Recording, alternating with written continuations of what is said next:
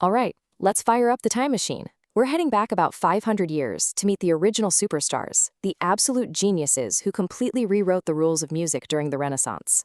Let's dive in and see what all the fuss was about. So I know what you might be thinking. Renaissance music? Really? Doesn't that just sound kinda slow and quiet?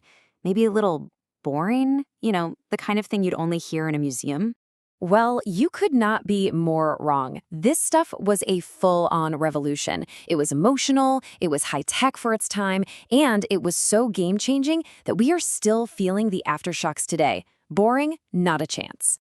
Okay, so first up, we have to go where the biggest action was, and that was the church. Seriously, for a long time, this was the main stage.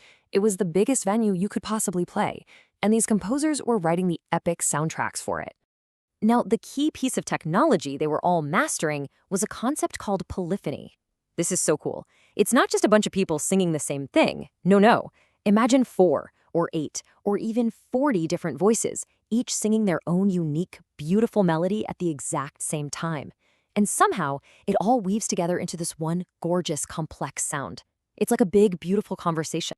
And the first true international superstar of this style was Josquin de Prez. This guy was the real deal. He was an absolute master of that emotional polyphonic sound. He was so famous, in fact, that other composers would literally forge his name on their own music just so people would buy it. Can you imagine? That's some serious star power. All right, next we've got Palestrina, the master of balance. If Josquin was the flashy superstar, Palestrina was the genius who just perfected the whole system.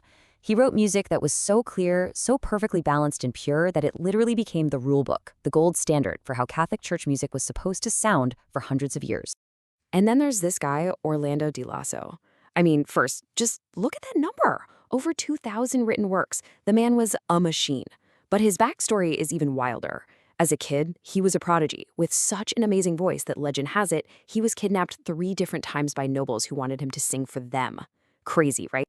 Meanwhile, over in England, you had this incredible musical power duo, Thomas Tallis and his student, William Byrd.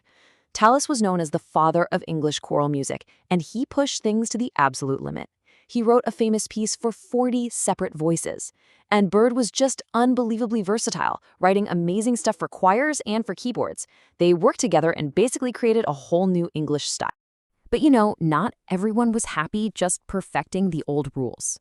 Our next group of composers, they were the inventors, the pioneers. They were the ones who wanted to break the rules and create something brand new. And it all really kicks off with this one powerful idea from Claudio Monteverdi. See, before him, music was often about the complex patterns, the math of it all. The words just kind of had to fit in. Monteverdi flipped that completely upside down. He said, no, the words, the story, the emotion, that's the boss. The music should serve the feeling. And that one idea, letting the words be the master, led directly to the invention of something huge, something we still have today, opera. Yeah, telling an entire epic story with characters and drama and action completely through song. That was a total game changer. At the same time in Venice, you had Giovanni Gabrieli, who was basically inventing surround sound. He would use the entire space of the massive St. Mark's Cathedral. He'd put choirs and brass players up in different balconies and have them call and respond to each other from all corners of the building. The result was this incredible, immersive 3D audio experience that must have just blown people's minds. Of course, life wasn't just serious church stuff. People needed music for parties, for falling in love, for getting over a broken heart. This was the pop music of the Renaissance, made for everybody else.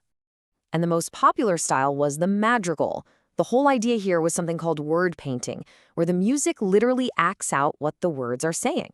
So if the lyrics say run up a hill, the melody actually goes up. If the words talk about sighing, the music will fall down. The music paints a picture for you. And the undisputed king of the madrigal was this guy, Luca Marenzio. He was a flat-out genius at this word painting thing. His music was so good at expressing emotion, so perfectly tied to the words, that his songbooks became international bestsellers. They spread like wildfire all over Europe. And you had other styles of pop music, too. Over in England, you had John Dowland, who was basically the rock star of sadness. He wrote these beautiful, really moody songs for the lute. His biggest hit was a song called Flow My Tears, and pretty much everyone knew it. Then, over in France, you had Clement Janikin, who was the master of sound effects. He'd write these crazy party songs where the singers would imitate birds chirping, or cannons firing, or even a whole battle scene. So we've met the sacred masters, the inventors, the pop stars, but here's the big question. Why does any of this 500-year-old stuff still matter? Well, because their sound, their ideas, they are absolutely everywhere today. I mean, just think about it. Monteverdi's whole idea that music should tell a story, that's the DNA of every Broadway musical and every epic movie soundtrack you've ever heard. Gabrielli's surround sound, that's the great-great-grandfather of 3D audio in the movie theater and in your video games. Dallen's sad solo songs, that's the template for today's singer-songwriters. And all that complex vocal weaving from polyphony, you hear it in modern vocal groups and in the background of your favorite pop song. So here's the big takeaway. This music isn't some dusty old thing in a museum. It's alive. It's the foundation of so much of the music we love today. The next time you put on your headphones and listen to your favorite artist, just remember, you're hearing the echo of a revolution that started half a millennium ago. These composers took the ideas and the technology they had and completely transformed the world of music. Which kind of makes you wonder, right? With all the incredible tools we have today, what's our musical revolution going to sound like? What comes next?